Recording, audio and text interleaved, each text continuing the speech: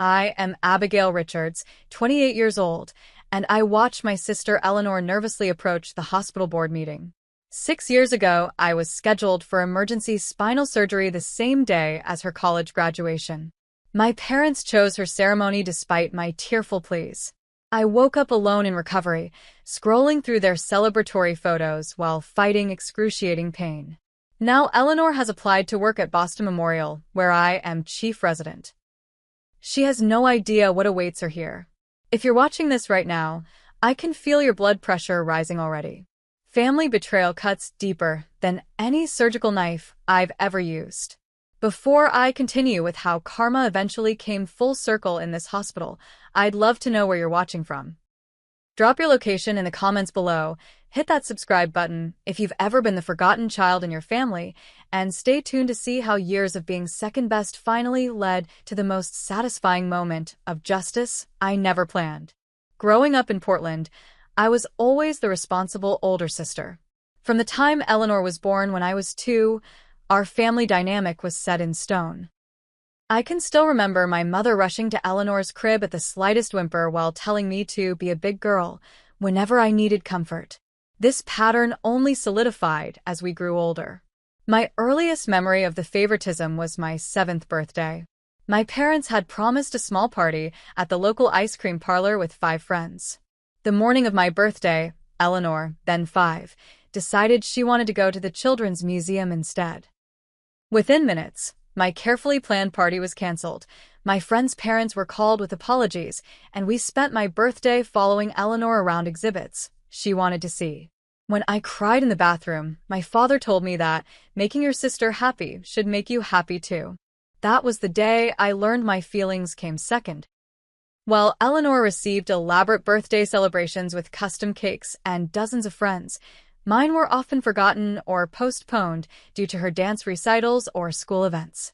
When I brought home straight A's, my accomplishments were expected and briefly acknowledged. When Eleanor managed to get B's, there were rewards and celebrations for her improvement. My passion for medicine began early. At 12, I received a children's anatomy book that I read until the pages wore thin. I would spend hours studying while Eleanor would interrupt my concentration, demanding I play with her or help with homework she hadn't bothered to start until the last minute.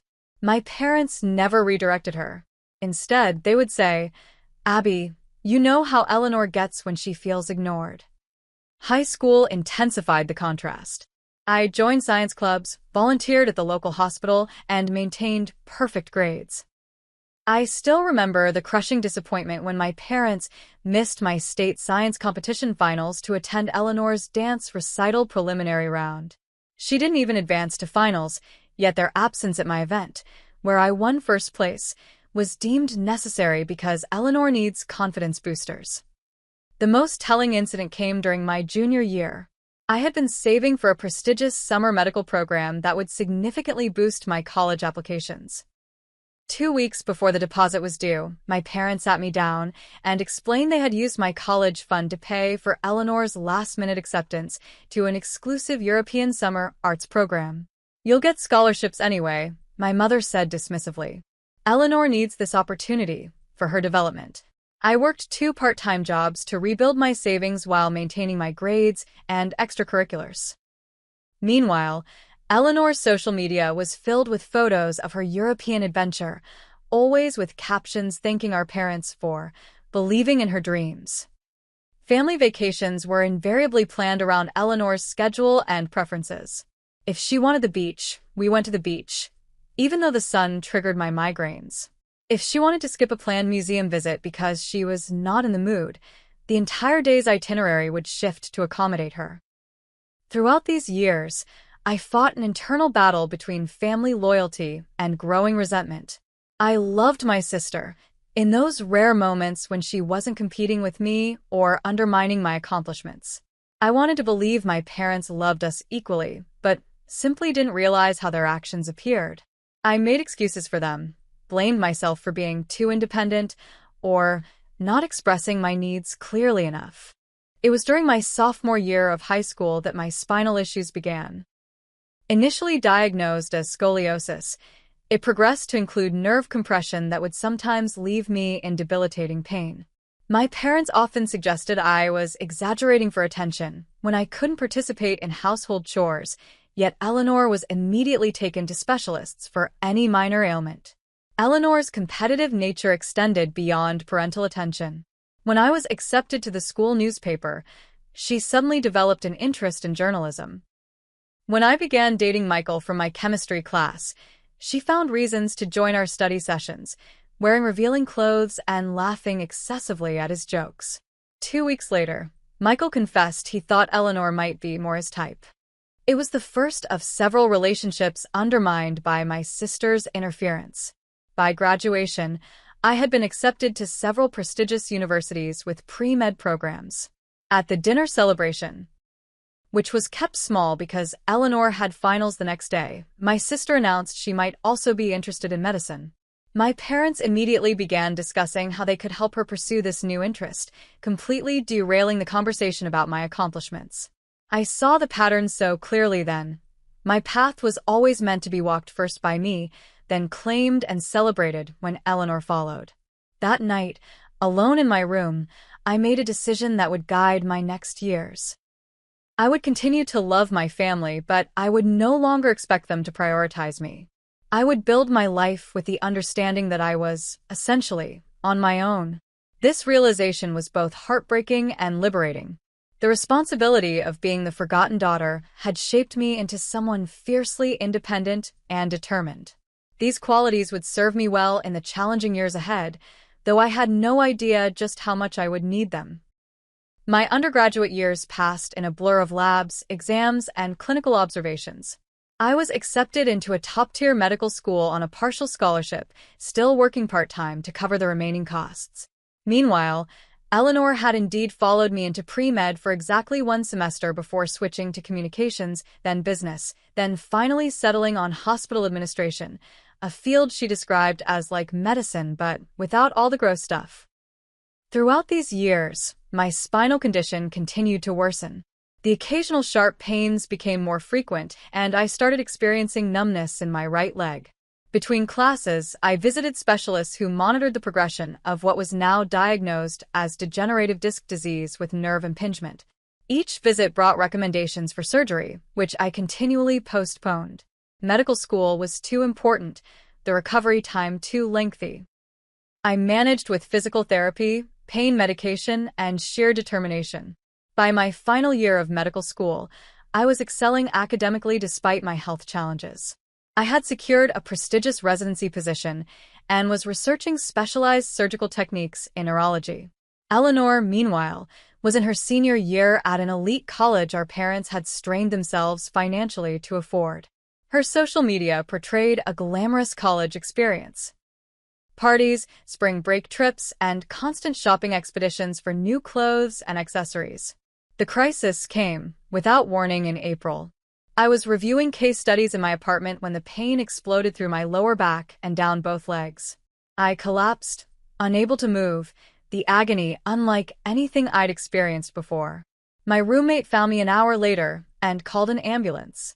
At the hospital, MRIs revealed a severe herniation with fragments compressing my spinal cord. The neurosurgeon was blunt. Without immediate surgery, I risked permanent nerve damage and possible paralysis. The surgery was scheduled for May 15th. As I lay in the hospital bed, making arrangements for my classes and upcoming exams, I realized with a sinking feeling what that date meant. May 15th was Eleanor's graduation day, an event that had dominated family conversations for months. I called my parents that evening, my voice shaking as I explained the situation. The surgery was high risk, involving microdiscectomy and possible fusion. The recovery would be painful and challenging. I needed their support, not just practically but emotionally. For once, I explicitly asked for what I needed. Mom, Dad, I know it's Eleanor's graduation, but this is serious. The doctor says postponing even a few days increases the risk. I'm scared. I need you here. The silence on the other end of the line lasted several seconds too long. Then my mother said she would call Eleanor to discuss options. An hour later, my phone rang. Abby, my mother began, her voice carrying that familiar placating tone, we've talked it over with Eleanor, and you have to understand this is her special day. She's worked so hard for this moment. I'm having emergency spinal surgery, I repeated, thinking perhaps they hadn't understood the severity. And you'll have the best doctors, my father interjected. You're in a hospital already. Eleanor needs us there for support. It's a once-in-a-lifetime event. So is potential paralysis, I whispered, tears streaming down my face. The conversation continued with increasingly desperate pleas from my side and increasingly thin justifications from theirs. Eleanor eventually came on the line, sniffling dramatically. I can't believe you're trying to ruin my graduation, she said. You've always been jealous of any attention I get. Can't you reschedule it? Just a few days? I explained again that the surgery was emergency, not elective. The fragments could shift at any moment, causing irreversible damage. Well, I'm sorry about your back problem, Eleanor said dismissively, but my entire class is expecting Mom and Dad to be there. They've already booked the flights and hotel. What would it look like if they canceled now? The conversation ended with my parents' decision made. They would attend Eleanor's graduation. They promised to fly back immediately afterward to help with my recovery. I hung up the phone feeling a cold emptiness spread through me, more numbing than any anesthetic. The day before surgery, I called a friend from my study group who agreed to drive me to the hospital at 5 in the morning. I filled out all the paperwork alone, listing my roommate as my emergency contact. When the nurse asked if family would be coming, I simply shook my head, unable to form words around the lump in my throat. What my parents didn't know, what I hadn't had the emotional energy to explain, was that my surgery carried additional risks. My specific condition had created an unusual compression pattern that required the surgeon to work dangerously close to critical nerve bundles. The procedure estimated at 4 hours stretched to 7 due to complications. My blood pressure dropped dangerously low twice during the operation. The surgical team had to remove more disc material than anticipated, requiring a partial fusion that hadn't been in the original plan. I woke up in recovery, disoriented, and in excruciating pain. The anesthesiologist had warned me the pain would be significant, but nothing prepared me for the reality. As consciousness returned in waves, I became aware of two things: the searing fire along my spine and the empty chairs beside my bed. A nurse noticed I was awake and came to check my vitals. "Is anyone here for you, honey?" she asked, her eyes kind behind her mask. "No," I managed to whisper. "No one could make it." She frowned slightly, then squeezed my hand. "I'll check on you extra then." In the haze of pain medication, I reached for my phone on the side table. There were no missed calls from my parents, no text messages asking how the surgery had gone. Instead, my social media feed was flooded with their posts from Eleanor's graduation. My mother's caption read, "So proud of our beautiful graduate.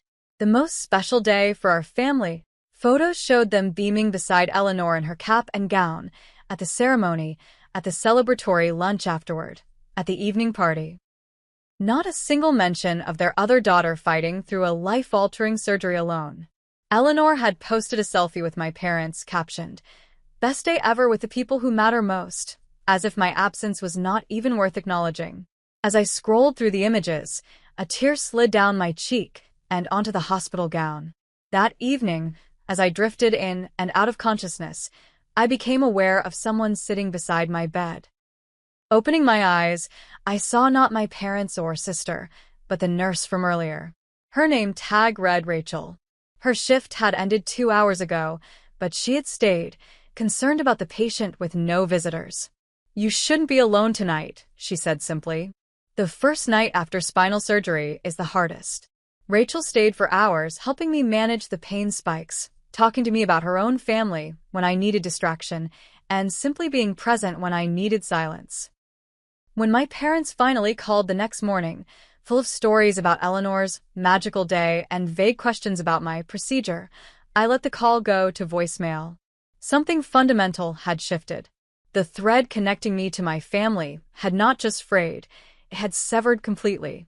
In that hospital room, with a spine newly pieced together with titanium and bone grafts, I made my second life-defining decision. I would rebuild my life, without them at its center. The pain of their absence had crystallized what years of favoritism had suggested.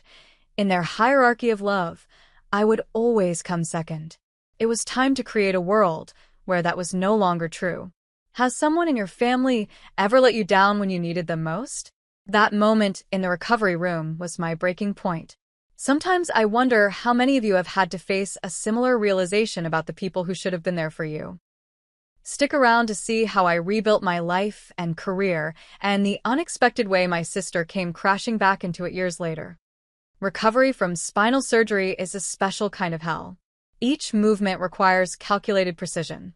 Pain becomes your constant companion, fluctuating between barely tolerable and utterly consuming. For me, the physical recovery was complicated by the emotional wounds that felt just as raw. My parents arrived 2 days after my surgery, breezing into my hospital room with gift shop flowers and graduation cake left over from Eleanor's celebration. They seemed genuinely surprised by my frosty reception. "We came as soon as we could," my mother said, arranging the slightly wilted flowers beside my bed. Eleanor's post-graduation brunch ran longer than expected. My father added, "The surgeon said everything went well, right? See, you were in good hands. And now we're here to help with recovery." I looked at them, really looked at them. Perhaps for the first time seeing them not as the parents I wished they were, but as the people they actually were. "I'm being discharged tomorrow. My roommate is helping me. You can go home." "Don't be ridiculous," my mother scoffed. "You'll need help. We'll stay for a few days." "Like you stayed for my surgery?" The words came out sharper than I intended, but I didn't regret them. An uncomfortable silence filled the room. Finally, my father said, "Abby, you're an adult." Eleanor needed the emotional support more. "You've always been the strong one." "I needed you." My voice was quiet but steady. "I asked for you. Once. The one time I explicitly asked and you chose her. Again." "That's not fair," my mother began, but I cut her off. "Please leave. I mean it. I'll call when I'm ready to talk." They left, confused and slightly indignant, not understanding that a fundamental shift had occurred. I didn't call them for 3 weeks, and when I did, it was a brief, factual update on my recovery. No emotions. No accusations. Just information provided to people who now felt more like distant relatives than parents. During those early recovery weeks, an unexpected friendship formed. Rachel, the nurse who had stayed with me after surgery, continued to check on me even after her shifts. She lived near my apartment and began stopping by with groceries or simply to provide human contact during those isolated days of recovery. "Why are you doing this?" I asked her one evening as she changed my surgical dressing. She was quiet for a moment before responding. "I had a brother who died of leukemia when I was 14. The night he passed, a nurse stayed with our family hours after her shift ended. She made the worst night of our lives slightly more bearable. I promised myself I'd do the same when I became a nurse. As my body slowly healed, I made decisions about my future. I had been accepted to residency programs across the country, including one in my hometown near my parents. The choice became obvious. I would complete my residency at Boston Memorial Hospital, 3,000 miles away from Portland. It wasn't running away, it was running toward independence. I arrived in Boston 3 months post-surgery, still in physical therapy, but determined to begin my residency on schedule. The program was prestigious and demanding, exactly what I needed to focus my energy on something besides family wounds and physical pain. By an extraordinary coincidence, Rachel had applied for and received a nursing position at the same hospital. Having a friend during those early months in a new city made the transition infinitely easier. Boston Memorial became the center of my new life. Dr. William Harrison, the chief of neurosurgery, took particular interest in my development after learning about my own spinal procedure. "The best doctors are often those who've been patients," he told me. "They never forget what it feels like on the other side." Under his mentorship, I flourished. My work ethic, forged in years of proving myself despite being overlooked, served me well in the demanding environment. While other residents complained about 80-hour weeks, I volunteered for additional cases. While they socialized after shifts, I stayed to review patient files or assist in the research lab. My dedication did not go unnoticed. By my second year, I was selected to assist Dr. Harrison on complex spinal procedures. By my third year, I had published 2 research papers on innovative approaches to disc regeneration, drawing partially from my own experience. Patients responded to my empathetic approach. I never forgot what it felt like to wake up alone after surgery, so I made sure my patients always had proper support systems in place. Contact with my family became increasingly minimal. Monthly phone calls with my parents were brief and superficial. They never visited Boston, citing the expense and distance, though they managed to fund Eleanor's post-graduation trip to Thailand and Australia. Eleanor herself rarely communicated directly with me, except to ask for money during her frequent periods of unemployment. After graduation, Eleanor struggled to find her footing professionally. She cycled through jobs in marketing, event planning, and eventually hospital administration assistance, never lasting more than 8 months in any position. My parents continued to support her financially and emotionally, expressing disappointment in my cold attitude when I refused to help Eleanor network in the medical field. "She's your sister," my mother would say during our increasingly rare phone conversations. "Why can't you be more supportive?" I never explained that support runs both ways. I never detailed how Eleanor had not called once during my recovery, never acknowledged the severity of my surgery, never expressed anything resembling concern for my well-being. Instead, I simply established boundaries and maintained them with quiet determination. As my career accelerated, I developed a new support system. Rachel became my closest friend, her straightforward compassion a balm to my lingering trust issues. Dr. Harrison and his wife invited me to holiday meals, treating me like the daughter they never had. Other colleagues, Dr. Lisa Chun from cardiology, Dr. Marcus Wallace from emergency medicine, became my chosen family. For years into my residency, Boston Memorial faced a leadership crisis when several senior staff left for private practice. At 37, Dr. Harrison became the youngest hospital director in the institution's history. One of his first acts was to promote me to chief resident, an unprecedented move for someone my age. "Your clinical skills warrant it," he said when I expressed surprise. "But more importantly, your approach to patient care is transforming this department. You see the whole person, not just the condition." The promotion came with increased responsibilities and visibility within the hospital. I developed protocols for pre-surgical patient support that were implemented hospital-wide. My research continued to gain attention in medical journals. For the first time, I felt fully seen and valued for my contributions. It was during this professional peak that I met Dr. James Carlton, an orthopedic surgeon who transferred from Chicago General. Our relationship developed slowly, built on mutual respect and shared dedication to our fields. When I finally told him about my family history, expecting the usual uncomfortable reaction, he simply took my hand and said, "Their loss is immeasurable." James understood boundaries in a way few people did. He never pushed for family reconciliations or suggested I should forgive and forget. Instead, he respected my careful approach to trust and vulnerability. 6 months into our relationship, he gave me a key to his apartment with the simple words, "No pressure, just an option when you want it." Meanwhile, my parents continued their pattern of Eleanor-centered existence. When she experienced a minor car accident, no injuries, just vehicle damage, they flew immediately to Portland to support her through the trauma. When I mentioned during a phone call that I was being considered for a prestigious fellowship, my mother changed the subject to Eleanor's new apartment. 5 years after my surgery, I received an unexpected call from my father. His voice sounded older, tired in a way I hadn't heard before.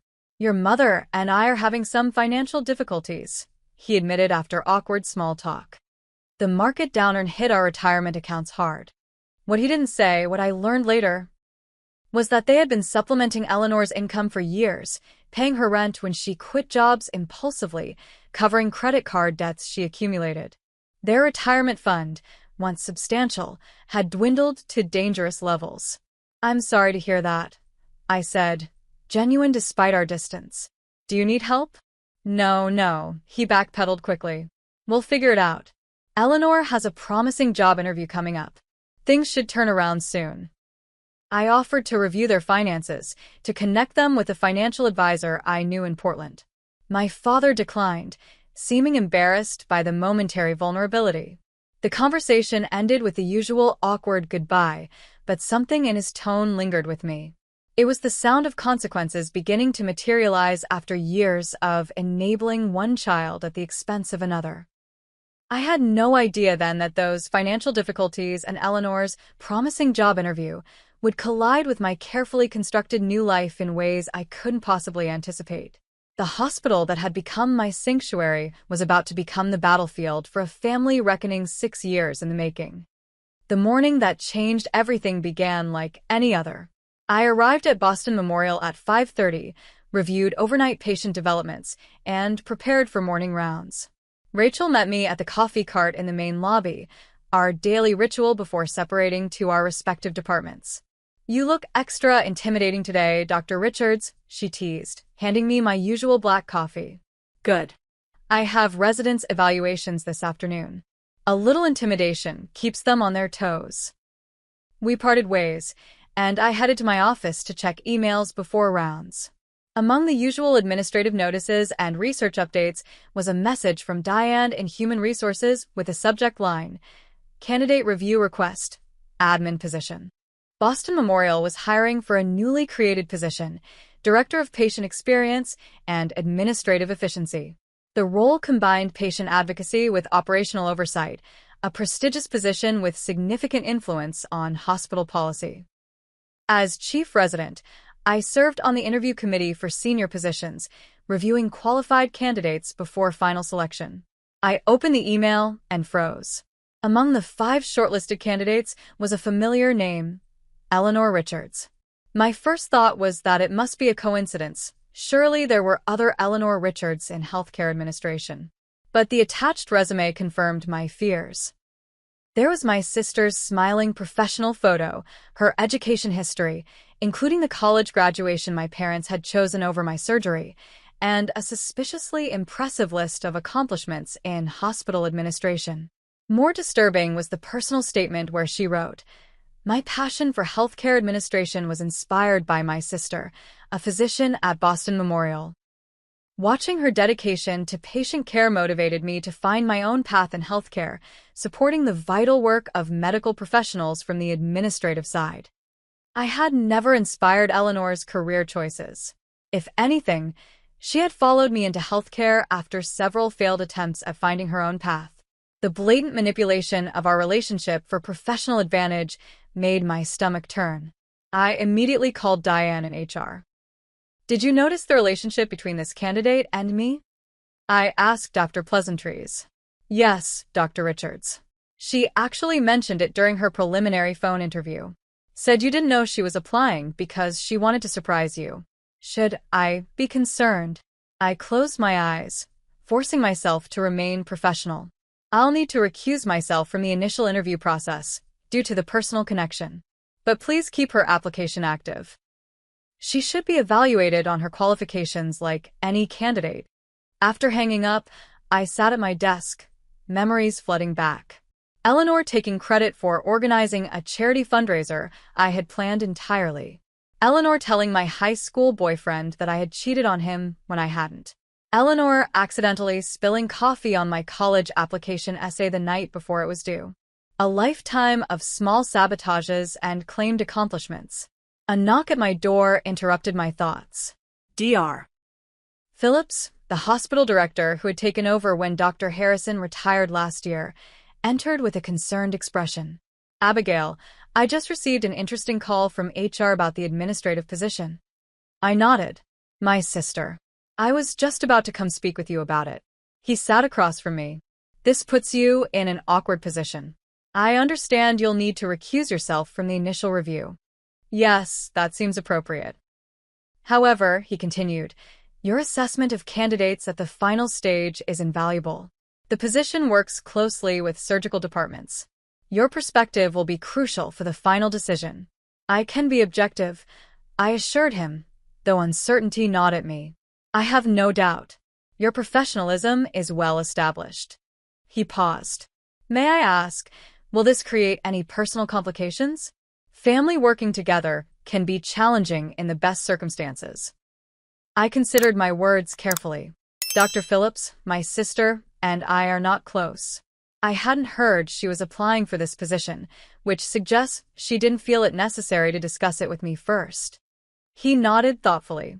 I see. Well, the preliminary interviews are next week. The committee will narrow to 3 candidates, and final interviews are the following Monday. You'll join us then.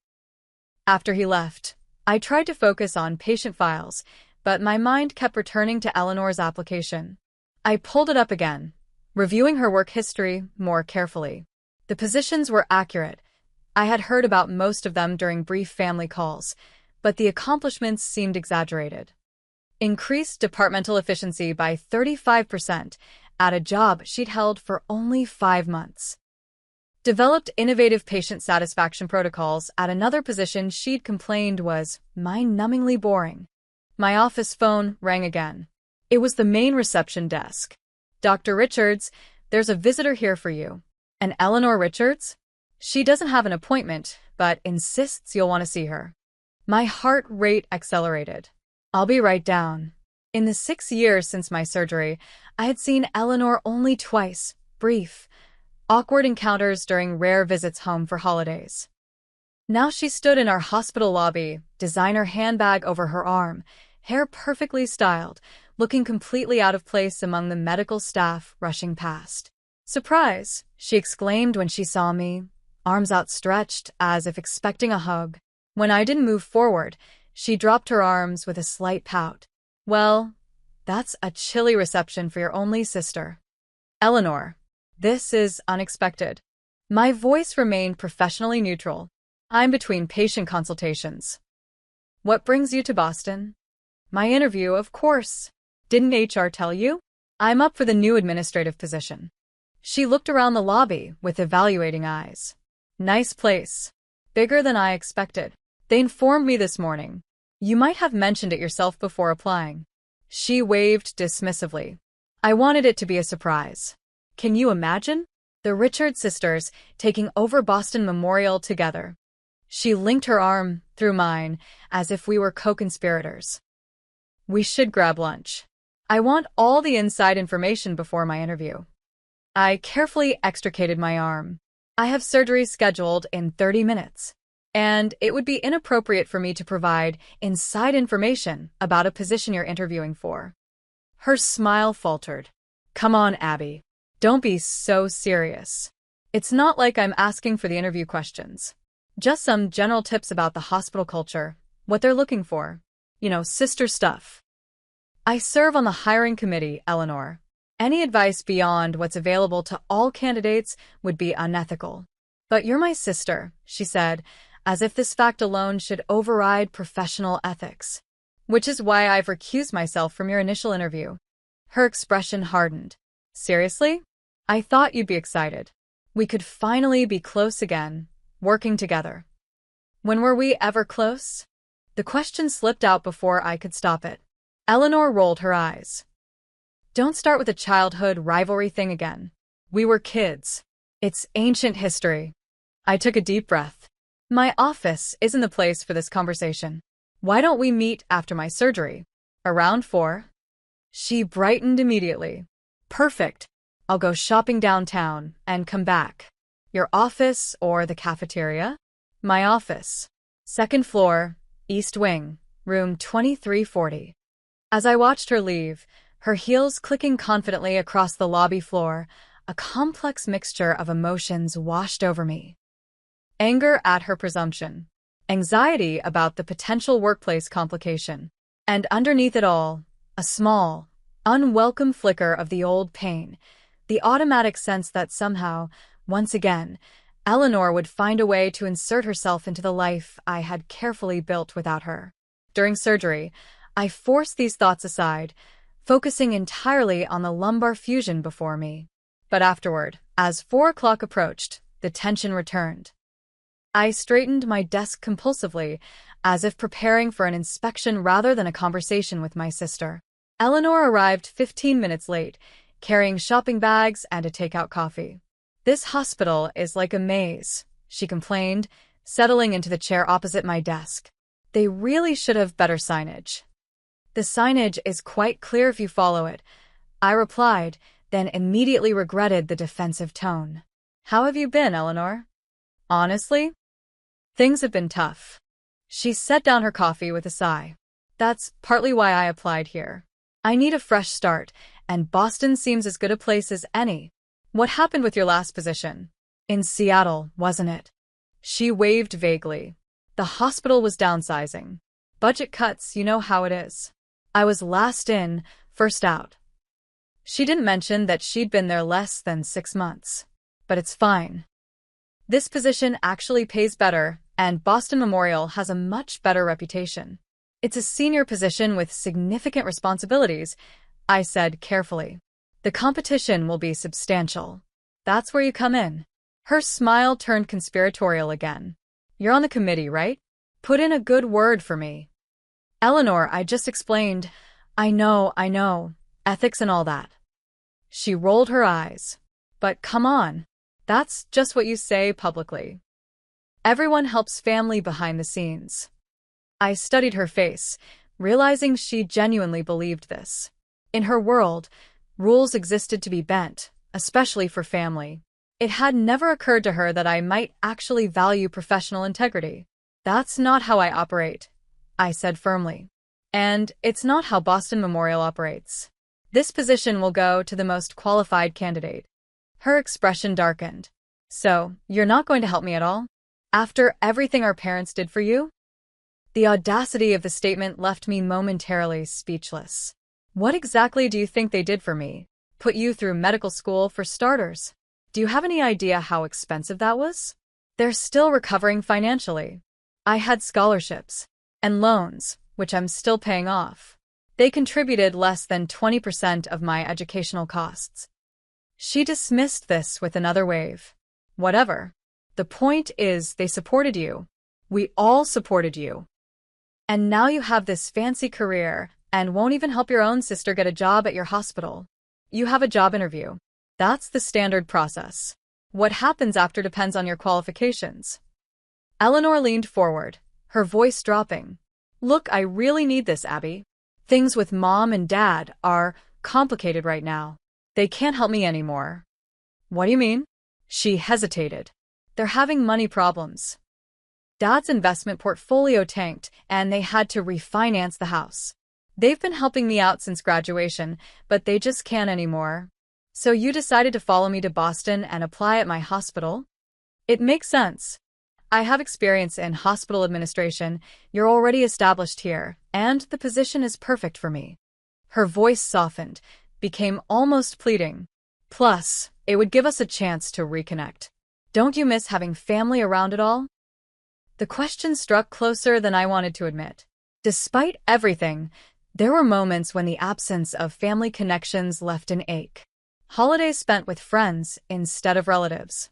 No parents to call with good news. No shared childhood memories with the people who were there. "Eleanor," I said carefully, "I've built a life here. A good life, with people I trust and respect. If you want to be part of that life, it needs to be on terms of mutual respect. Not manipulation or expectations of favors." She seemed ready to argue, then paused, considering. "Fine. No faves. "Just don't actively work against me either, okay? I'll evaluate your application exactly, as I would any candidate's. That's all I can promise." She nodded, apparently satisfied with this minimal concession. Then, as if the tense conversation hadn't happened, she brightened. "So, tell me about Boston. Where are the good neighborhoods to live? If I get this job, I'll need to find an apartment." For the next 20 minutes, we had the most normal conversation we'd shared in years, discussing Boston neighborhoods, restaurants, and the brutal winters. It was almost pleasant, this glimpse of what a normal sister relationship might feel like. As she prepared to leave, Eleanor paused at the door. By the way, I never really understood why you made such a big deal about that surgery years ago. It was just a back procedure, right? And everything turned out fine. The casual dismissal of what had been a life-altering medical crisis and profound betrayal stunned me. Before I could formulate a response, my office phone rang, an emergency consultation in the ER. "I have to take this," I said, reaching for the phone. Eleanor nodded. "I'll see you at the interview then.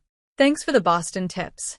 After she left, I sat motionless, the phone forgotten in my hand. Her parting comment revealed what I should have already known. Eleanor had never understood the magnitude of what happened 6 years ago. In her mind, it had been a simple choice between a routine medical procedure and a once-in-a-lifetime celebration. The depth of my pain, both physical and emotional, had never registered in her reality. That evening, as I recounted the encounter to Rachel over dinner at my apartment, I struggled to articulate the complex emotions Eleanor's visit had triggered. "She wants the job because she's broke and our parents can't support her anymore," I explained.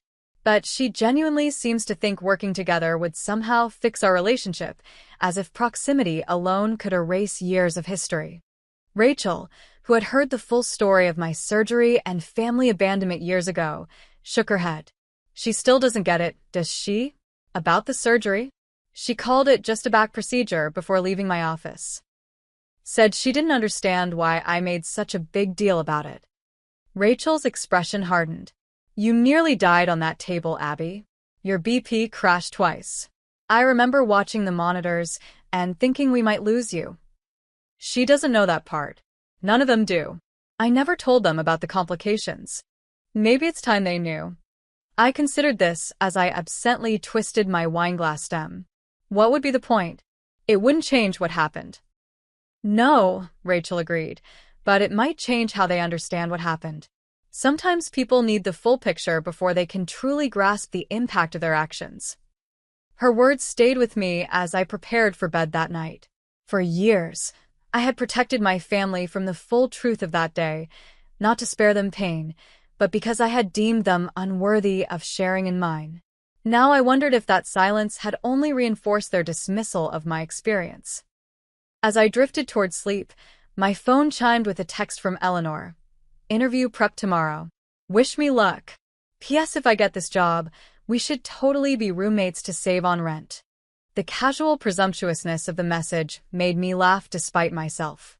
Some things never changed. Eleanor would always see the world as adjusting to accommodate her desires, never the other way around.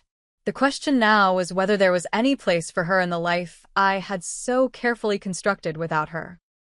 Have you ever had someone from your past suddenly reappear, expecting to pick up where things left off, completely oblivious to how much you've changed? Eleanor walking into my hospital felt like worlds colliding. If you're finding this family drama all too familiar, take a second to hit that like button and subscribe. I'm still learning how to navigate these situations, and honestly, knowing I'm not alone in these complicated family dynamics really helps. The story gets even more intense from here. Wait until you see what happened when she actually interviewed for the position. The day of Eleanor's final interview arrived with an unseasonable heat wave blanketing Boston. I dressed with particular care that morning, a tailored navy suit, minimal jewelry, hair pulled back in a sleek bun. The formal armor was as much for my emotional protection as for professional appearance. The interview committee consisted of 5 members: Dr. Phillips, the hospital director; Diane from Human Resources; Dr. Patel, Chief of Internal Medicine; Marcus, the outgoing Director of Patient Services; and myself. We would interview 3 final candidates, deliberate, and make our decision by end of day. I arrived early to review the candidate files one last time. Eleanor's application had advanced through the preliminary round, legitimately, according to Diane. She interviewed very well, Diane had told me. Personable, confident, with creative ideas for patient experience improvements. The other 2 finalists were Michael Thornton, with 15 years of healthcare administration experience, and Zara Mahmood, whose innovative patient advocacy program at Johns Hopkins had received national recognition. Both were significantly more qualified than Eleanor on paper. At precisely 9:30, Diane escorted Eleanor into the conference room. My sister had clearly invested in her interview appearance. Her charcoal gray suit was designer quality, her hair and makeup flawless. She carried herself with practiced confidence as she shook hands with each committee member, saving me for last. "Dr. Richards," she said formally, though I caught the tiny smirk at the corner of her mouth. "Thank you for this opportunity." "Ms. Richards," I replied with equal formality. "Please have a seat." Dr. Phillips led the initial questioning about her professional background and management philosophy. Eleanor answered smoothly, her responses well-rehearsed, without sounding robotic. She was good, better than I had expected. The charisma that had always drawn people to her worked effectively in this setting. Dr. Patel asked about her experience with physician relations, a key aspect of the position. Eleanor's answer included an anecdote about resolving conflict between administrative and medical staff at her previous hospital, a story I strongly suspected was embellished, if not entirely fabricated. When my turn came, I maintained strict professional neutrality. Ms. Richards, this position requires a deep understanding of patient needs during vulnerable moments. Can you describe your approach to ensuring administrative efficiency doesn't compromise compassionate care? Eleanor's eyes met mine briefly before she launched into her answer. "My approach is actually inspired by personal experience," she began. "My sister, Dr. Richards here, showed me from an early age how important the human element is in medicine. Watching her medical journey and dedication to patients taught me that behind every medical chart is a person with fears, hopes, and needs beyond the clinical. The appropriation of my life experience, particularly from someone who had been notably absent during my most vulnerable medical moment, was breathtaking in its audacity." I maintained my neutral expression as she continued. "In my previous role at Seattle Presbyterian, I implemented a patient feedback system that increased satisfaction scores by 28%. The key was listening, really listening to what patients experienced and then making actionable changes based on their input." I nodded, then asked my follow-up. "Could you walk us through how you would handle a situation where a patient has experienced a significant medical complication and feels their concerns are being dismissed by medical staff?" It was a standard question for the position, but Eleanor seemed to read personal subtext into it. She hesitated before answering. "I would first ensure the patient feels heard. Validation is crucial when someone is suffering." Her voice took on a rehearsed empathy that rang hollow to my ears. "Then I would facilitate communication between the patient and medical team, documenting concerns and following up to ensure resolution. No patient should ever feel abandoned during a medical crisis." The irony of her answer was not lost on me, but I simply thanked her and yielded to the next questioner. The remainder of the interview proceeded without incident. Eleanor performed well, though I noticed Dr. Phillips watching me carefully during some of her more grandiose claims about past accomplishments. As the interview concluded, Dr. Phillips thanked Eleanor and informed her we would be making our decision by end of day. Diane escorted her out to the waiting area while the committee took a short break before the next candidate. "Impressive young woman," Dr. Patel commented as we gathered our notes. "Perhaps a bit light on experience compared to the others, but very polished." Dr. Phillips glanced at me. "Dr. Richards, any insights you'd care to share at this point?" "I'll reserve my assessment until we've seen all candidates," I replied professionally. "As disclosed earlier, Ms. Richards is my sister, so I'm being particularly careful to evaluate her objectively." He nodded, respecting my discretion, and we prepared for the next interview. Michael Thornton's interview was solid but uninspiring, extensive experience, but little innovation. Zara Mahmood, however, was exceptional. Her patient-centered approaches were backed by data and practical implementation strategies. Her answers reflected both compassion and administrative acumen. We broke for lunch at 12:30. As I gathered my notes, Diane approached me. "Your sister asked if you could meet her for lunch in your office. I told her you might have committee obligations." Thank you, Diane. "I'll speak with her briefly." I found Eleanor waiting in my office, scrolling through her phone. "How do you think it went?" she asked immediately, looking up with expectant eyes. "You know I can't discuss the committee's impressions with you, Eleanor." I'm not asking for inside information, she protested. Just your personal opinion. Sister to sister. The same ethical considerations apply regardless of how you frame the question. I sat behind my desk, maintaining professional distance. We're seeing all candidates before deliberating. Her expression hardened. You're really going to be this rigid about it? I saw how you looked at me during the interview. You were judging everything I said. I was evaluating your responses, as I'm doing for all candidates. That's literally my job on the committee. But you know how much I need this position. Mom and Dad can't help anymore, and my savings are almost gone. Her voice took on the familiar wheedling tone from childhood. It would be so perfect if I worked here. We could repair our relationship, have lunch together, maybe even share an apartment to save on rent. The presumption that I would want any of these things left me momentarily speechless. Eleanor, if you get this position, and that's a significant if, our professional relationship would need to remain exactly that, professional. I have no interest in being roommates or forcing a personal relationship that doesn't exist.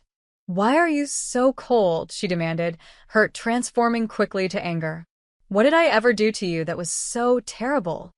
The question, so genuine in its obliviousness, ignited something in me. You really don't know? I asked quietly. Is this still about that graduation thing? My God, Abby, that was 6 years ago. It was back surgery, not brain surgery. You recovered fine. It wasn't back surgery. It was emergency spinal surgery for cord compression that could have left me paralyzed. My voice remained calm despite the emotion rising within me. And I didn't recover fine. I had major complications during the procedure. My blood pressure crashed twice. They had to do more extensive fusion than planned. I spent 8 weeks in excruciating pain, unable to even use the bathroom without assistance. Eleanor's expression flickered between dismissal and uncertainty. But Mom and Dad said it was routine. They said you were being dramatic about needing them there. Did you ever ask the doctors? Did you ever call me, even once, during my recovery to check how I was doing? I was busy with graduation events and then job hunting. Besides, you seemed fine when I saw you at Christmas. 6 months later, after intensive physical therapy and pain management, Eleanor crossed her arms defensively. Everyone has surgeries, Abby. Life goes on. My graduation was a once-in-a-lifetime event. So, was nearly dying on an operating table while my family posed for graduation photos. The bluntness of my statement finally seemed to penetrate. Eleanor's perfect composure slipped, her eyes widening. What do you mean, nearly dying? Before I could respond, a knock at my door interrupted us. Rachel poked her head in, her expression apologetic. Sorry to interrupt, Dr. Richards, but we have an emergency in room 412. The post-op spinal fusion patient is experiencing severe hypotension and possible cord compression symptoms. I'll be right there. I stood quickly, gathering my stethoscope. Eleanor remained seated. We're not finished discussing this. Yes, we are. Medical emergency trumps family drama. Always has, always will. As I moved toward the door, Rachel's gaze fell on Eleanor, her expression changing from professional neutrality to recognition, then something harder. You're Eleanor, she said, the statement flat and uninflected. Eleanor looked surprised. Yes. Do I know you? No, Rachel Blay. But I know you. I was Abby's recovery nurse after her surgery. The one your family skipped to attend her graduation. Eleanor's mouth opened slightly in surprise. You were?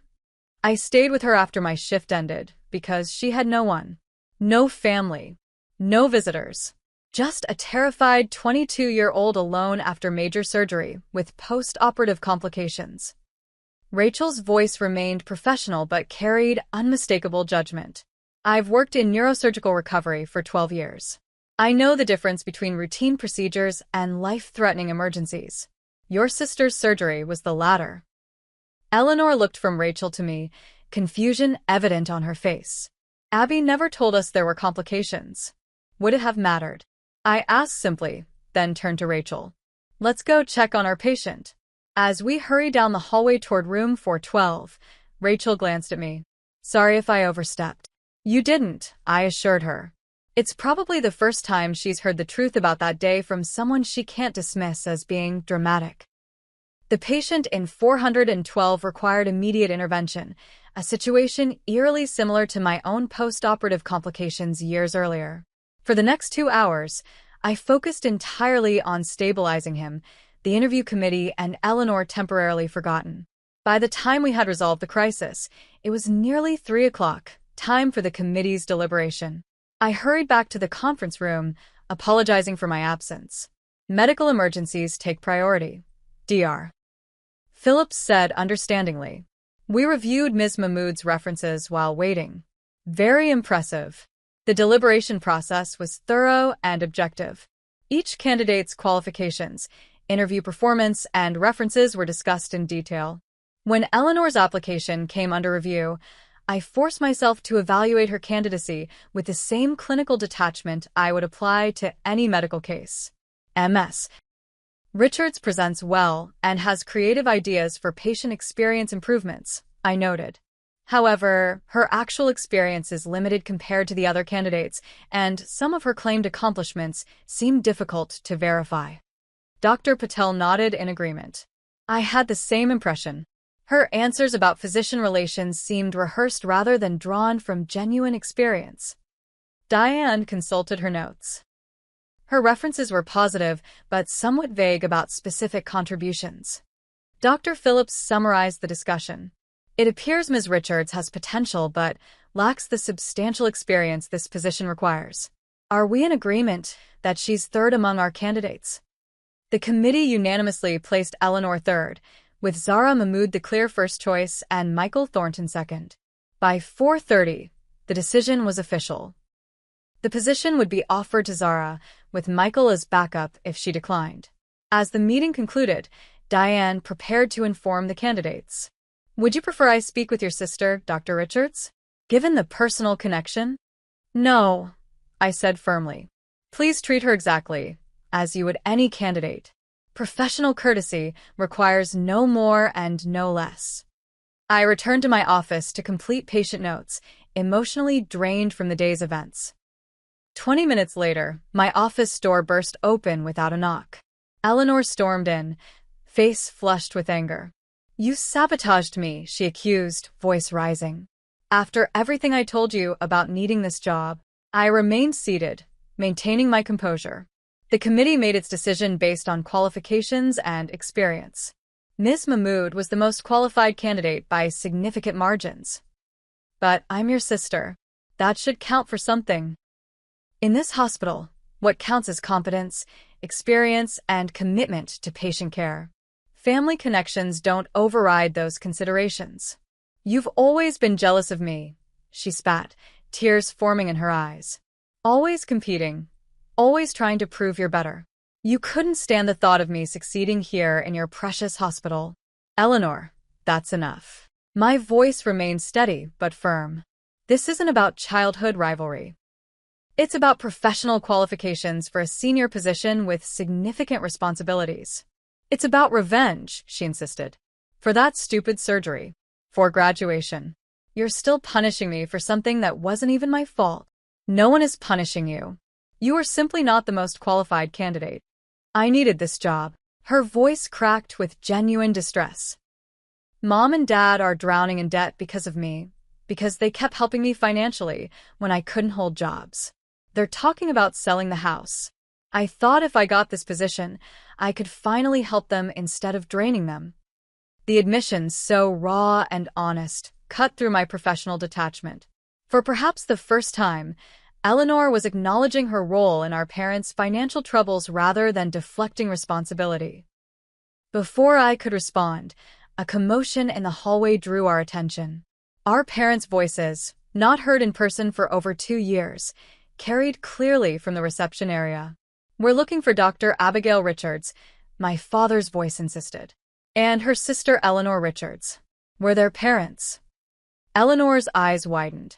You called Mom and Dad? No, I said, equally surprised. Did you? She nodded, suddenly looking younger and more vulnerable. After talking to your nurse friend. I was upset.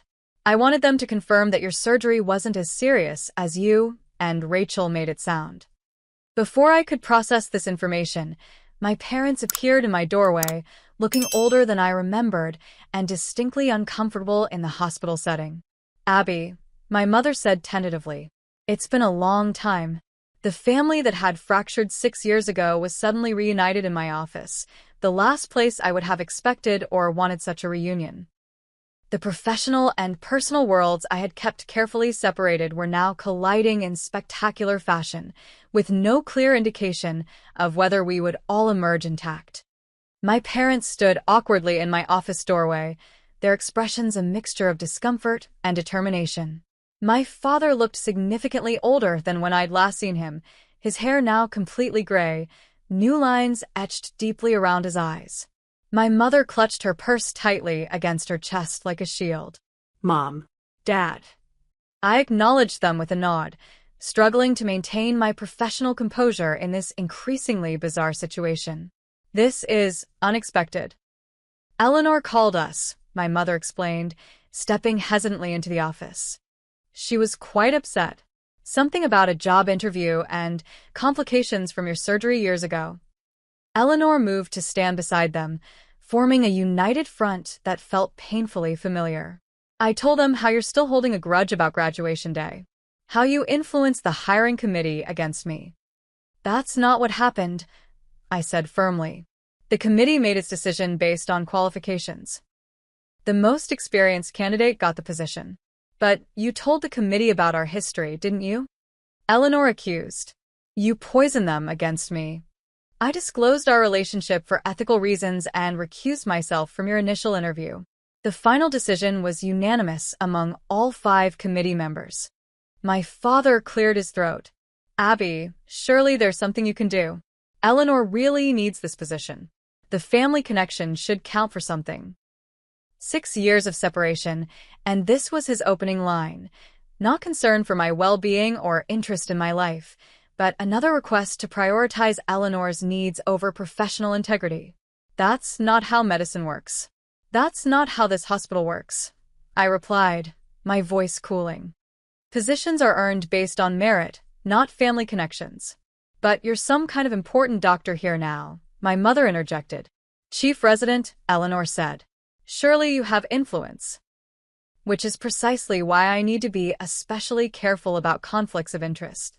I stood, needing the physical advantage of height. This discussion is inappropriate. My office is not the place for family matters, and I have patients who need my attention. Always the patients, my mother muttered. Always something more important than family.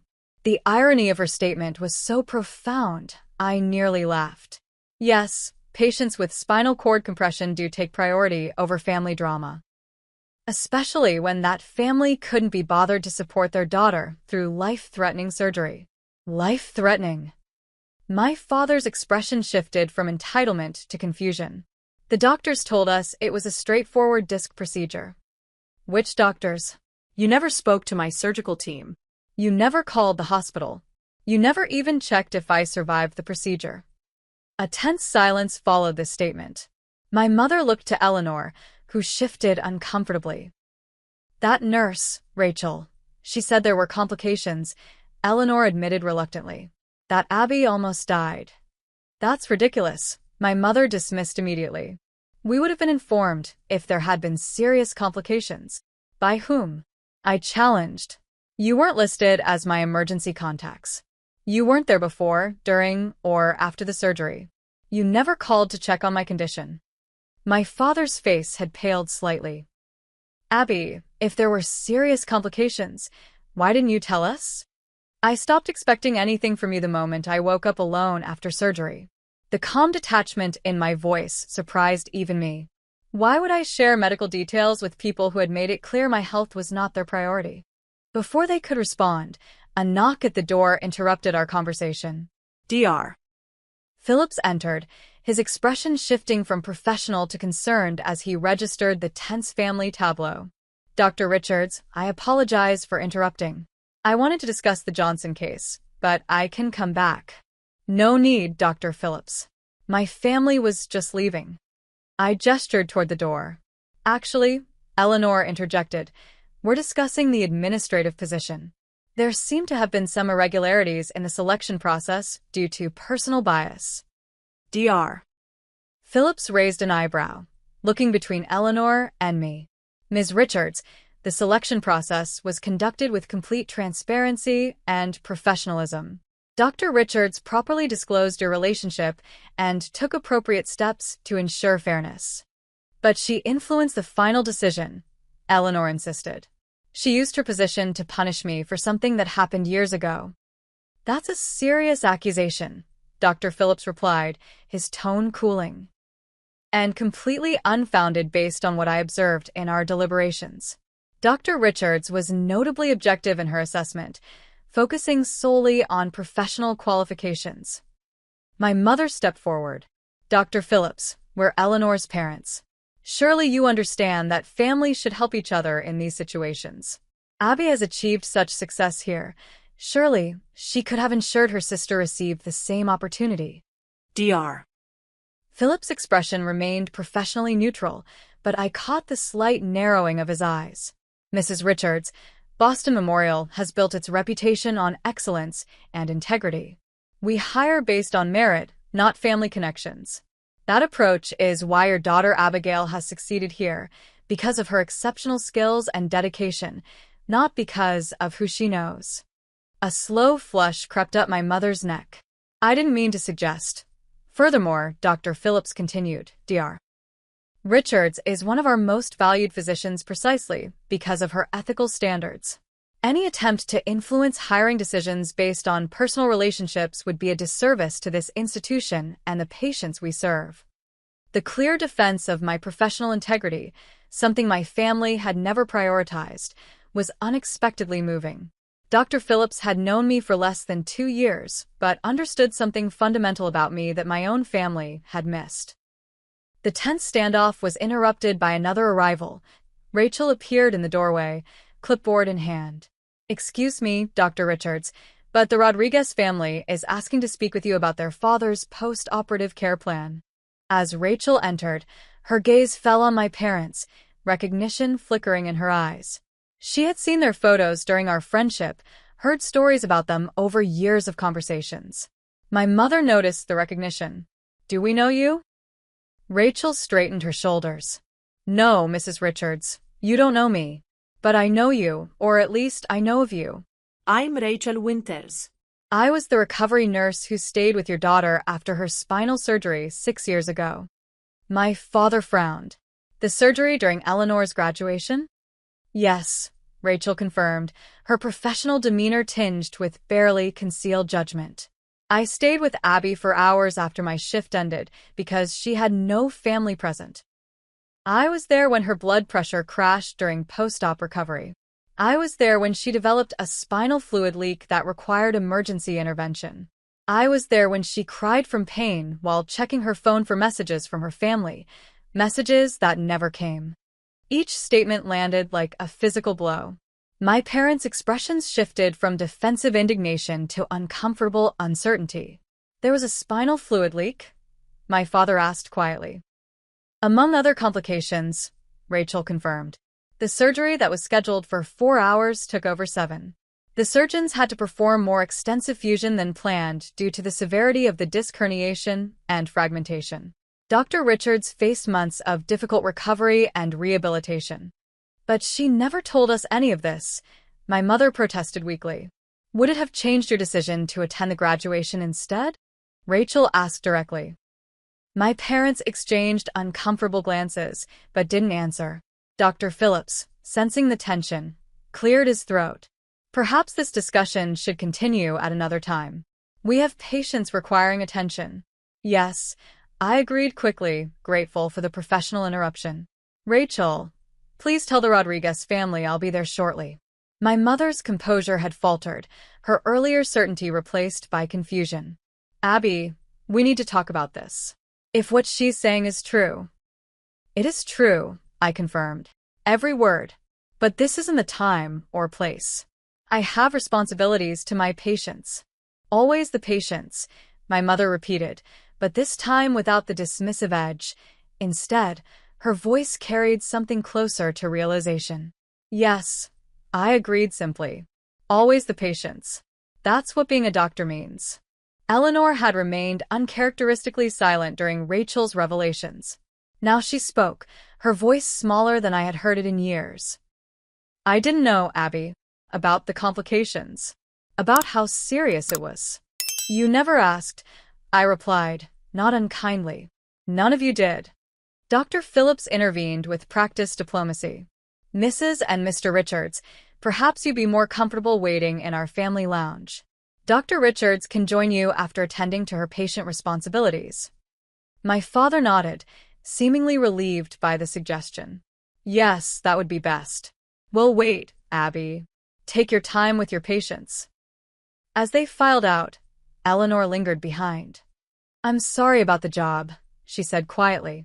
I shouldn't have accused you of sabotaging me. The simple acknowledgement, so rare from my sister, caught me off guard. Thank you for saying that. Do you think?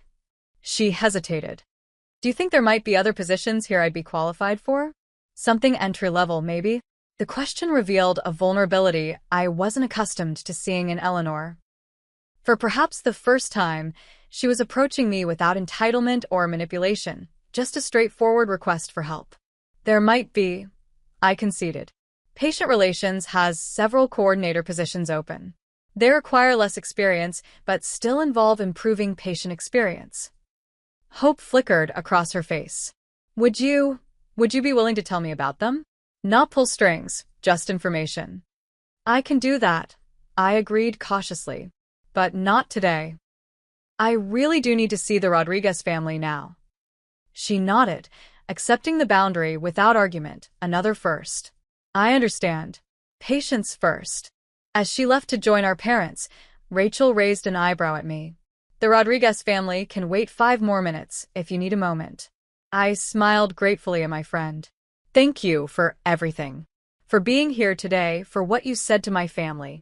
For staying with me 6 years ago. That's what real family does, she replied simply. They show up when it matters. The truth of her statement resonated deeply. My parents and Eleanor were my family by blood, but Rachel and Dr. Phillips and my colleagues who respected my work, they were the family I had chosen, the people who had proven their commitment through actions rather than obligations. I took a deep breath, centering myself before facing the Rodriguez family. The professional and personal worlds I had kept separate for so long had collided today, but perhaps not as disastrously as I had feared. The truth about my surgery had finally emerged. My family had been confronted with the reality of their choices and their consequences.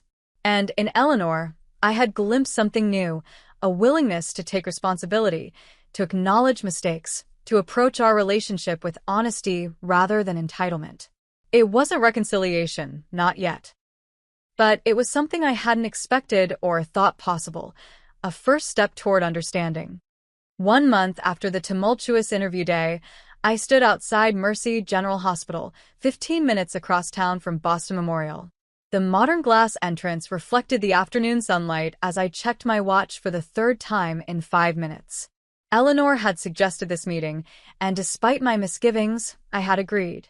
The door slid open, and there was my sister, wearing a simple navy dress with a hospital ID badge clipped to the collar. Eleanor Richards, Patient Advocacy Coordinator. Her face lit up when she saw me. You came, she said, sounding genuinely pleased. I said I would. I maintained a careful distance, still uncertain about this new chapter. There's a coffee shop around the corner. They have those almond croissants you used to like. The fact that she remembered this small detail, a preference from years ago, surprised me. We walked in companionable silence to the cafe, ordered our drinks, and found a quiet corner table. So, I began after we settled, Patient Advocacy Coordinator. How's it going? Eleanor's smile was different from what I remembered, less practiced, more genuine. It's challenging. I'm learning so much. Turns out I'm good at listening to patients' concerns and translating them to medical staff. That's good to hear. I want to thank you, she said, fingers nervously tracing the rim of her cup.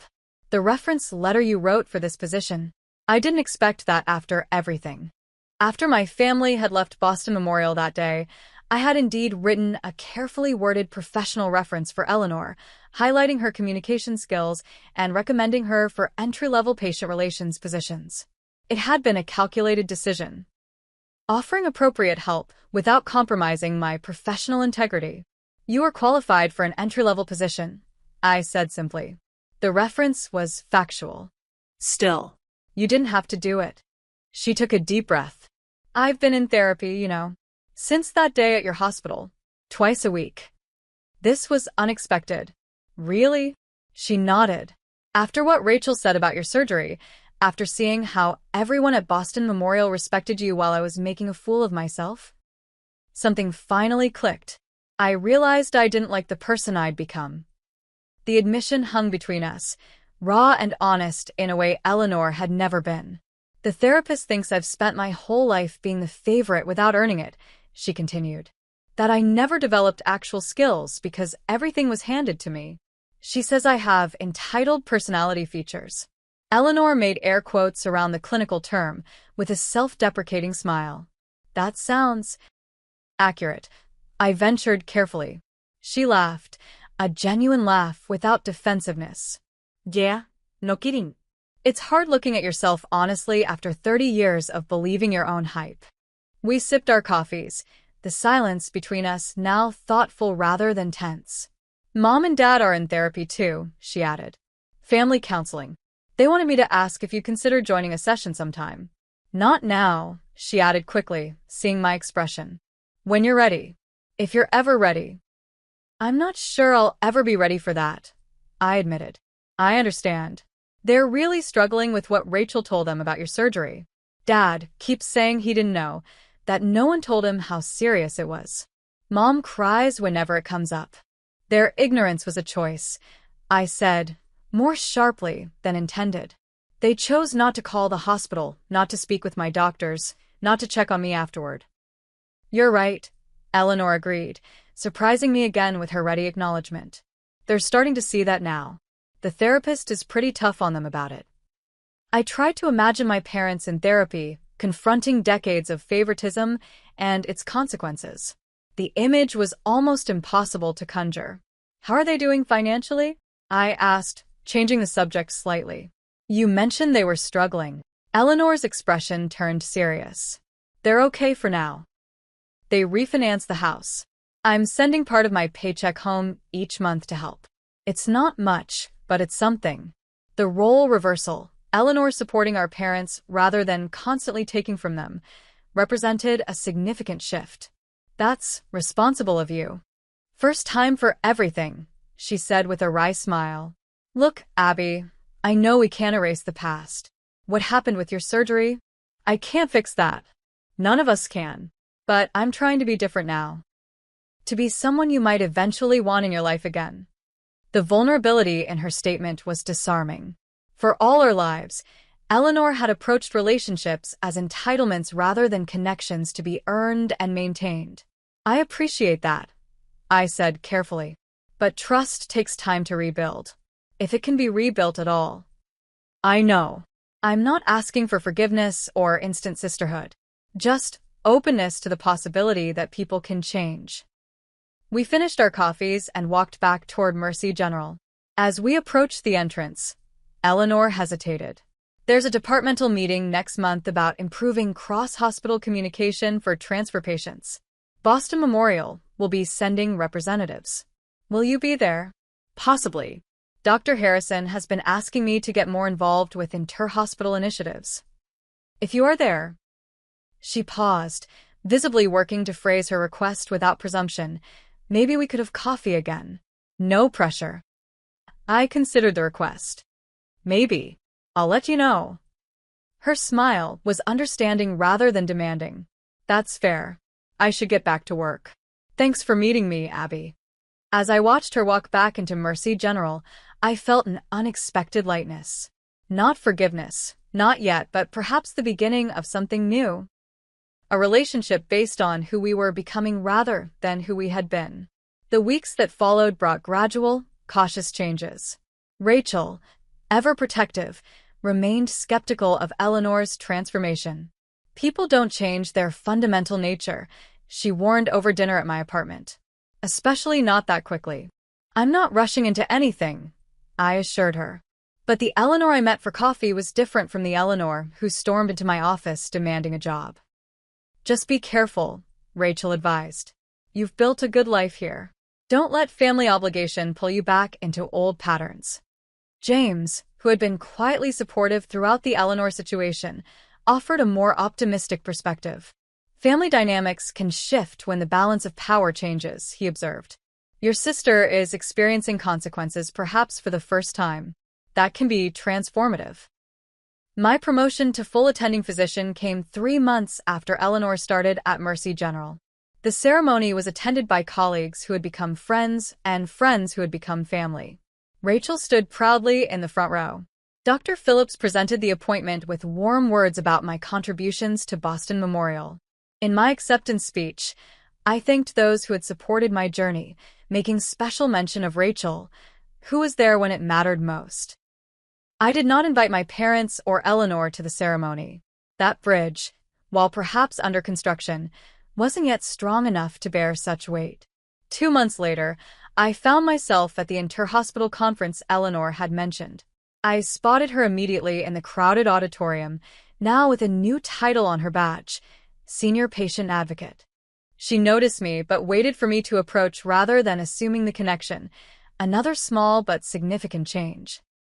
"Congratulations on the promotion," I said, gesturing to her badge. Her smile was modest rather than triumphant. "Thank you. It's still entry-level compared to your achievements, but I'm learning so much." "How did you earn it so quickly?" "I developed a communication protocol for non-English speaking patients. Simple but effective. Turns out listening to people's actual needs can lead to useful solutions." She shrugged. "Something I should have learned a long time ago." The conference session focused on improving patient transitions between hospitals. During the discussion period, I observed Eleanor handling a challenging question from a surgeon with impressive poise and thoughtfulness. She spoke about patient dignity during transfers, citing research rather than relying on charm or deflection. The Eleanor I had known would have used her personality to navigate the challenge. This Eleanor used preparation and knowledge. Afterward, we shared another coffee. The conversation flowed more easily this time, focusing primarily on professional matters but occasionally touching on personal topics. Eleanor mentioned she had started volunteering at a rehabilitation center similar to the one where I had recovered from surgery. "It's humbling," she admitted. "Seeing people work so hard just to regain basic functions. Makes my problems seem pretty trivial." "That's good perspective," I agreed. "Mom and Dad asked about you again," she ventured carefully. "What did you tell them?" "The truth. That you're doing extraordinarily well professionally. That we're talking occasionally, but rebuilding trust takes time. That they need to respect your boundaries."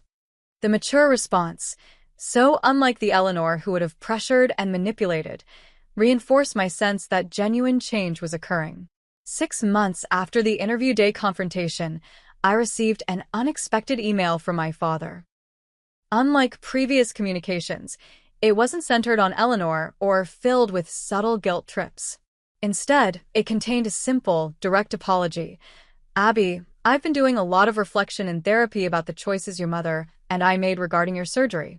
There is no excuse for our absence when you needed us most. I understand now that this was part of a larger pattern of failing to recognize and support your needs. I don't expect forgiveness, but I want you to know that I recognize the pain we caused. If you're ever willing, I would appreciate the opportunity to apologize in person. Your mother feels the same way. We are proud of the accomplished physician you've become, entirely through your own determination. With love and regret, Dad." I didn't respond immediately, letting the words sit with me for several days. The acknowledgement, while years late, was something I hadn't realized I still needed. My response was brief but honest. "Thank you for your email. I'm not ready for an in-person meeting yet, but I appreciate your acknowledgement of what happened. I'm glad you and Mom are working through these issues in therapy." The exchange opened a tentative channel of communication. Occasional emails followed, respectful of boundaries, free from manipulation. My mother sent a card on the anniversary of my promotion, containing only supportive words without reference to Eleanor or family obligations. Small steps, but meaningful ones. Nearly a year after Eleanor's failed interview at Boston Memorial, our paths crossed professionally again at an inter-hospital conference on patient advocacy. I arrived early to review my presentation and found Eleanor already there, helping organize materials for her own workshop session. Dr. Richards, she greeted me with professional courtesy when she noticed my presence. I was hoping to catch you before things got busy. I wanted to let you know, I'm applying for the Patient Experience Director position at Mercy General. That's a significant step up, I observed. Do you feel ready for it? She considered the question thoughtfully. 6 months ago, I would have said yes immediately, without really considering what the role entails. Now, she paused. I think I am, but I'm also aware of how much I still have to learn. I've been honest about that in my application. That self-awareness will serve you well, I noted, genuinely impressed by her growth. I'm not expecting any special treatment, she added, but I was hoping you might attend my workshop today. Your professional feedback would be valuable. The request was reasonable and professionally appropriate. I can do that. Her workshop on communication barriers between medical staff and patients was genuinely impressive. Eleanor had developed a protocol that significantly improved patient understanding of treatment plans, particularly among vulnerable populations. She presented data, acknowledged limitations, and handled questions with competence rather than charm. When a senior physician challenged one of her points, she engaged thoughtfully rather than becoming defensive. Afterward, I offered specific professional feedback, which she received with genuine interest.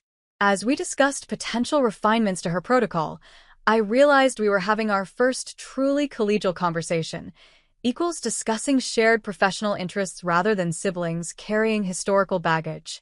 You've changed, I observed as we wrapped up our discussion. She nodded. Therapy helps.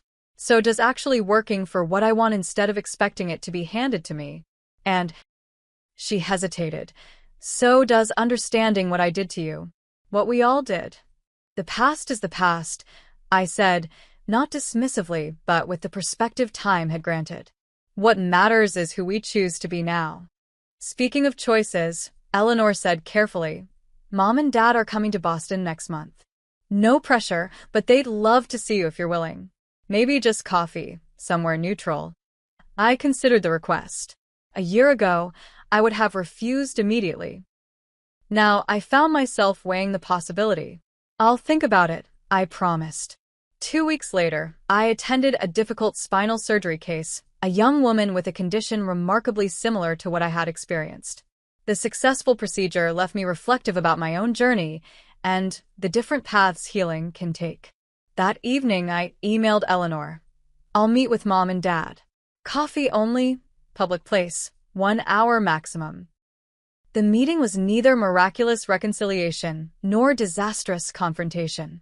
My parents had aged visibly, humbled by financial struggles and the painful self-awareness therapy had forced upon them.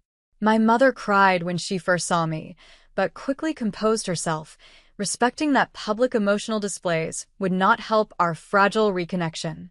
You look well, Abby, my father said, his voice carrying genuine warmth beneath the awkwardness.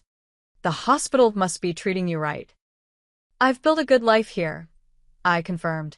The conversation that followed was careful, but not cold. They asked appropriate questions about my work, listened to my responses without interrupting or shifting focus to Eleanor. When I inquired about their financial situation, they were honest about the challenges but emphasized they were managing without burdening either daughter. Eleanor has been helping us understand where we went wrong, my mother admitted quietly. Not just with your surgery, but throughout your childhood. The therapist calls it golden child syndrome. We didn't realize the damage we were doing to both of you. To both of us? I asked, surprised by the inclusion. My father nodded. Eleanor never developed resilience or self-sufficiency because we sheltered her from consequences. And you? His voice faltered slightly. You never felt secure in our love because we made it conditional on independence and achievement. The insight. painful but accurate, suggested their therapy was more substantial than I had assumed. As the hour concluded, my mother asked hesitantly, "Could we do this again sometime?" "No pressure, only if you're comfortable."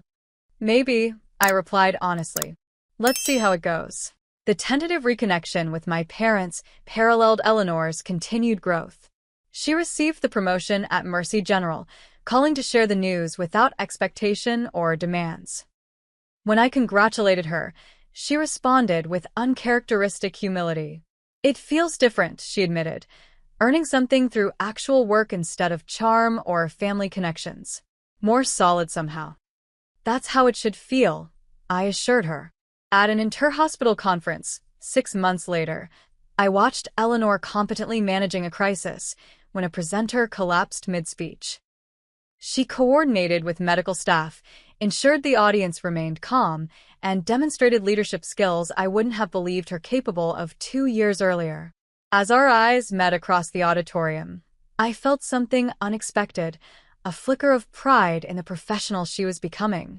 Later that evening, over dinner with James, now my fiancé, after a thoughtful proposal that respected my need for independence even within partnership, I reflected on the journey. "I never expected reconciliation," I admitted. "I thought that bridge was permanently burned." "Not reconciliation," James corrected gently. "Transformation. You're not returning to old relationships. You're building new ones with people who happen to share your history." His distinction resonated deeply. The relationships forming with my parents and Eleanor weren't resurrections of what was lost, but entirely new constructions built on different foundations. Respect rather than obligation, boundaries rather than enmeshment, truth rather than pretense. The past remained unchanged. My parents had still chosen Eleanor's graduation over my surgery. That wound had scarred over, but would always be part of my history. What had changed was the present, and the possibilities it held for a future different from what I had imagined. 2 years after Eleanor walked into Boston Memorial expecting special treatment, we stood together at the annual healthcare recognition dinner where I was receiving an award for my work in spinal trauma care. Eleanor had asked if she could attend, and I had welcomed her presence. My parents watched the live stream from Portland, respecting that some steps toward reconciliation required more time. As I accepted the award, I acknowledged those who had shaped my journey. To Dr. Phillips, who saw my potential. To Rachel, who stayed when it mattered most. To James, who understands that independence and partnership can coexist. And to my sister Eleanor, who reminded me that transformation is always possible when we're brave enough to face ourselves honestly. Eleanor's eyes glistened with tears as we met afterward. "I didn't expect that," she said quietly. "You've earned it," I told her sincerely. Not through blood relation, but through genuine change. We had both traveled long distances from who we once were, me from the overlooked daughter desperate for validation to a physician secure in her worth, Eleanor from the entitled golden child to a professional earning respect through merit. The journey hadn't erased our history, but it had created space for something new to grow in the clearing. Family, I had learned, was both those we're born to and those we choose. The truest connections came not from obligation but from mutual respect and genuine care. Sometimes those connections could be rebuilt after devastating breaks. Sometimes they couldn't.